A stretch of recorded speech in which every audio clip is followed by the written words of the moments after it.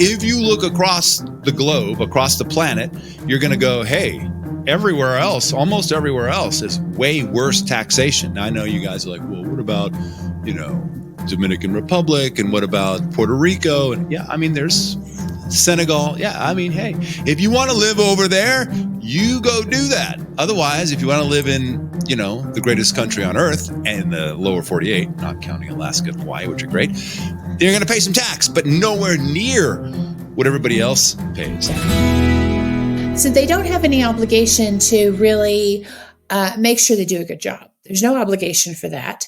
And there's no oversight from anyone else, which is probably why I know my experience many, many years ago was just that I just thought they did do a good job. Like it was the bottom line is I did think they did a great job, especially I sold a house and owed a reasonably sized tax bill from selling a house and moving states. But why is it that they don't try harder or that we don't pay them based on performance of some sort? Like I would certainly be willing to do that. I'm a little spoiled now because I've had a really good tax guy for a very long time, but he's not a CPA.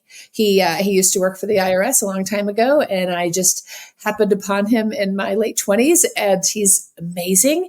But the difference in the tax returns I used to get were like 3 pages, and his are like a notebook. And I'm like, I don't know what that guy does, but at least I owe less in taxes, and I feel more solid that he does it correctly, that it's very detail oriented. And so I do kind of wonder about I'm going to say middle of the road sort of thing that they do where they're just like, oh, it's just the standard protocol versus the guy who actually takes his time and does things well.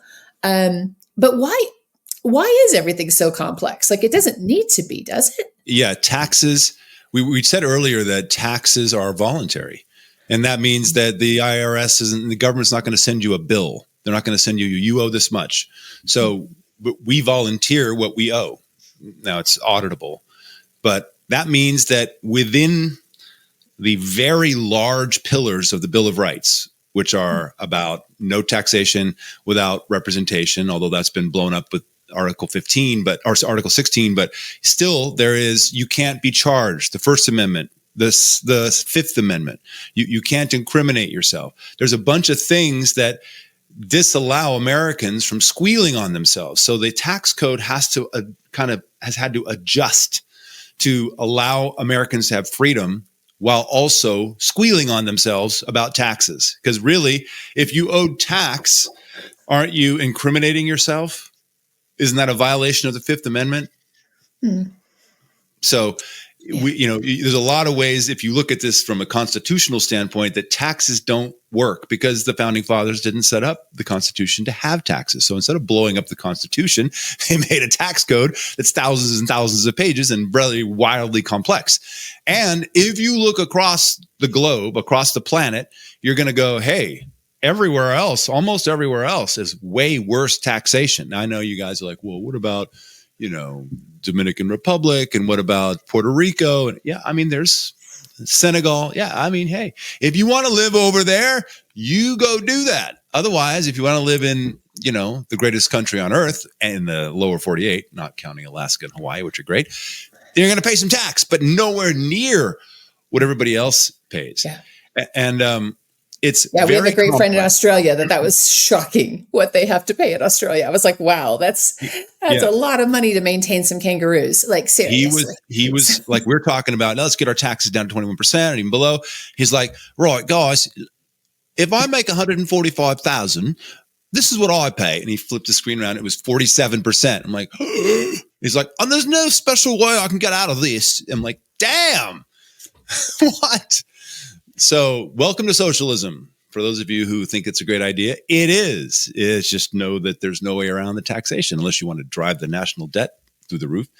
So when we talk about the industry and CPAs, people go to CPAs because they think the tax code is so complex. It is complex. But for you personally, your footprint, it's not that complex. Now, you might have a big business or a bunch of businesses, then it gets more complex. But I promise you, to fully understand or at least get a general understanding of how it all works, it's not that hard.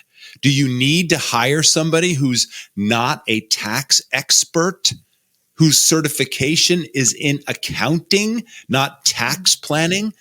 Oh, if you had a heart condition, like my best friend was just in the hospital. He had a blockage and he had pain, and he's like, "Man, I'm in the hospital. They're going to put a stent in." Yes, he showed up in the ER, but I promise you, the ER surgeon isn't the one to put the stent in. You wouldn't go to a GP or an ER doc to go, "I got a cardiopulmonary problem. I gotta have a special thing." You're going to bring in the pulmonologist, the cardiologist, the whateverologist. So would you take your profits and hand them over to a general practitioner? I hope not. I hope you would hand it over to a tax expert, somebody whose training is specifically in tax. Now, that doesn't mean that certain CPAs don't have extremely great tax knowledges, and some have been around for decades and decades, and they know all the ins and outs. But by and large, what we see, what Sterling and I see, what you and I see, are CPAs who have no idea what they're doing. And when you say, "What about the middle of the road? How do they stay in the middle? Why do they stay there?" Because that's all they know. We like to look at taxation as like railroad tracks. From a preparation standpoint. So if you go over the rails, you're on the illegal side. But as long as you stay inside the rails, even scraping, making sparks up against the inside of the rail, you're legal. CPAs and other tax professionals want you to want to do it right down the middle. Why is that? Why do they use the middle of the road stuff when they could do so much better for their clients? Well, first of all, they don't need to do better for their clients. Their clients expect they're going to pay 40, 50% tax, and that they're going to keep coming back year after year. In fact, there's people who we talk to who are like, "Well, yeah, but my CPA has been a friend for 20 years. Have they? Have they been your friend? No, them taking you out to lunch before tax season to make sure you're going to hire them is not them being your friend. Unhire them this year and see if they're still your friend. I promise you, they're going to be like, "How dare you? You're going to jail, and I'll make sure you're audited," or whatever they're going to say. Not that that's even possible. They're entrepreneurs, bad ones.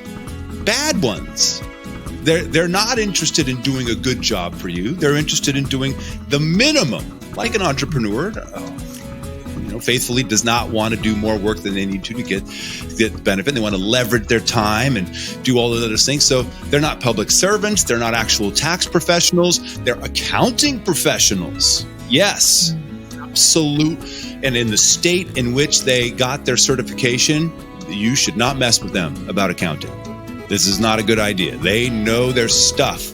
Just like an attorney. You can argue with an attorney about law all day long, but you better not argue with an attorney about procedures, because that part they know.